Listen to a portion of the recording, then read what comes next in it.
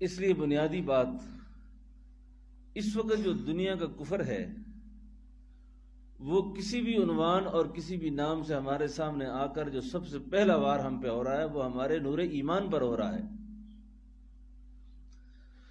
اور یہ مسلمان بھی سمجھتا بوجھتا کچھ نہیں ہے۔ جب بولتا ہے تو بالکل اس کے سامنے یہ تصور موجود نہیں ہوتا کہ میں وہ نہیں ہوں، میں تو وہ ہوں جس کے سینے کے اندر ایمان ہے۔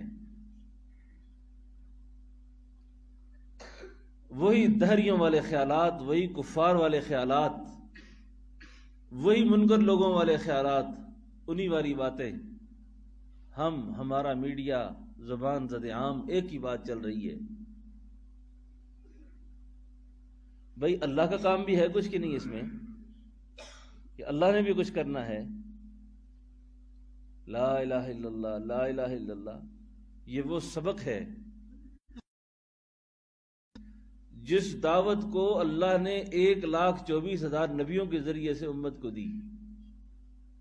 میں ہوں، میرے بغیر کوئی نہیں، میں ہوں، میرے بغیر کوئی نہیں، میں کرتا ہوں، میرا ارادہ چلتا ہے، میں نہ چاہوں تو کچھ بھی نہیں ہوتا۔ زندگی کے نقشوں میں موت دے دوں، موت کے نقشوں میں زندگی دوں، اس کا اختیار میرے پاس ہے۔ اور ایسا ہو کر، ایسا کر کے دکھایا بھی اللہ نے۔ آگ کا کیا کام ہے؟ جلاتی ہے نا۔ چھری کا کیا کام ہے؟ کاٹتی ہے۔ دریا کا کیا کام ہے؟ ڈبوتی ہے۔ یہ ساری مخلوقات جتنی بھی ہیں، اس کی مشکلات سے اللہ نے اپنے پیاروں کو بچا کر دکھایا۔ تیز دھار چھری خلیل اللہ کو نہیں کاٹ سکی، تیز آگ خلیل اللہ کو نہیں جلا سکی، تیز رو پانی کلیم اللہ کو بہا کے نہیں لے جا سکا۔ کیوں؟ امر جو اللہ کا چلتا ہے، ارادہ جو اللہ کا چلتا ہے، اور اس نے اس وقت پر اپنے ارادے کی تکمیل کی، اس وقت اپنے ارادے کو مکمل کیا۔ قرآن میں اللہ جل شانہ مجھے اور آپ کو سمجھانے کے لیے 2 طرح کی گفتگو فرماتے ہیں، 2 طرح کا خطاب کرتے ہیں۔ یا تو گزشتہ نبیوں کا ذکر کرتے ہیں اور گزشتہ انبیاء کے واقعات کو بیان کر کے مجھے اور آپ کو سمجھاتے ہیں کہ دیکھو میں نے اس نبی کے ساتھ کیا کیا، اس قوم کے ساتھ کیا کیا۔ یا اپنی بزرگی اور بڑھائی کی بات ایسے انداز سے فرماتے ہیں کہ تھوڑی بہت عقل رکھنے والا آدمی بھی فوری سمجھ جائے کہ یہ کائنات کا نظام بغیر کسی کے چلانے والے کے نہیں چل رہا، کوئی چلانے والا ہے اس کے۔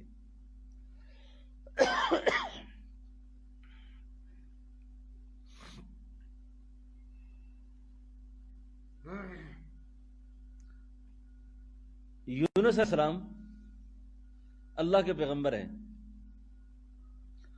قرآن کہتا ہے یہ مچھلی والا پیغمبر ہے۔ اب مچھلی والے پیغمبر پر ایک آزمائش آئی، ایسی آزمائش کہ مچھلی کھا گئی، مچھلی کے پیٹ میں چلے گئے، اور مچھلی بھی سمندر میں ہے۔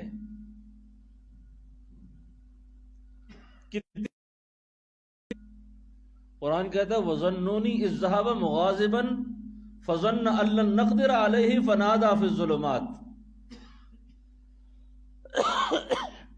اندھیرے، مچھلی کے پیٹ کا اندھیرا، جھلی کا اندھیرا، پانی کا اندھیرا، اتنی زیادہ تاریکیوں میں، اتنے زیادہ اندھیروں میں اللہ کا پیغمبر، بڑی پریشانی ہے کہ نہیں ہے؟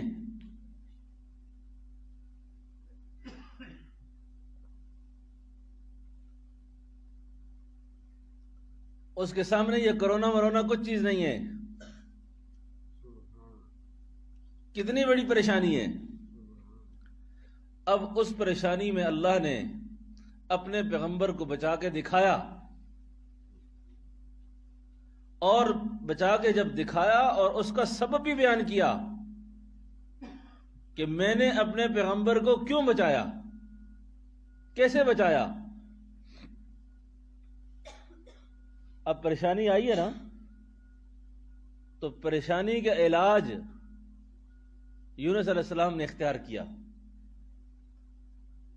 کہ یہ آیا غم اللہ کی طرف سے ہے، یہ پریشانی آئی اللہ کی طرف سے ہے، اور جائے گی بھی اللہ کی طرف سے. قرآن کہتا ہے وَظَنُّونِي إِذْ ذَهَبَ مُغَاضِبًا فَظَنَّ أَن لَّن نَّقْدِرَ عَلَيْهِ فَنَادَىٰ فِي الظُّلُمَاتِ. اللہ، اب کتنی تاریکیوں میں، اب ان تاریکیوں میں یونس علیہ السلام نے کیا کیا؟ لا الہ الا انت سبحانک، لا الہ الا انت سبحانک انی کنت من الظالمین. اللہ کی تسبیح شروع کر دی، اللہ کو پکارنا شروع کر دیا. اللہ کو جب پکارنا شروع کر دیا نا، سبحان اللہ،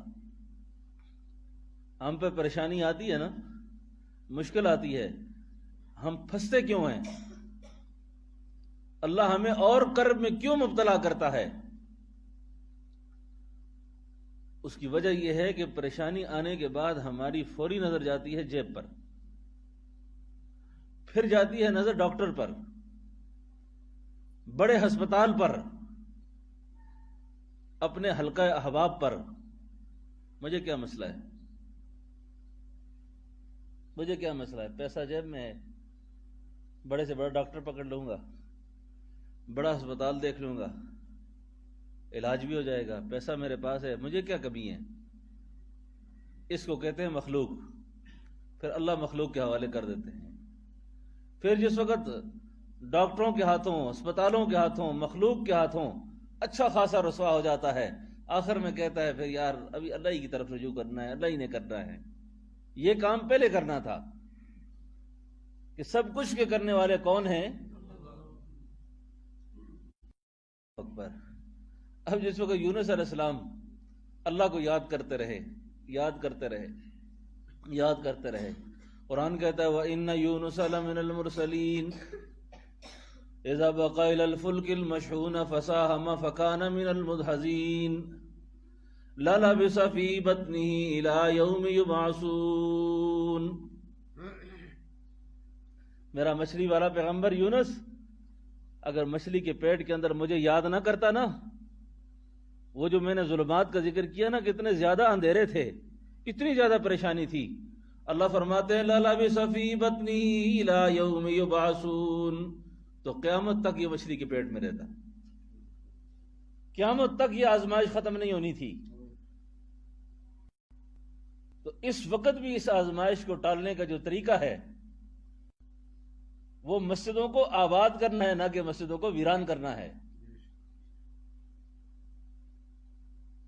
مسجدوں کو آباد کرنا، نہ کہ مسجدوں کو ویران کرنا. اللہ کو راضی کرنا.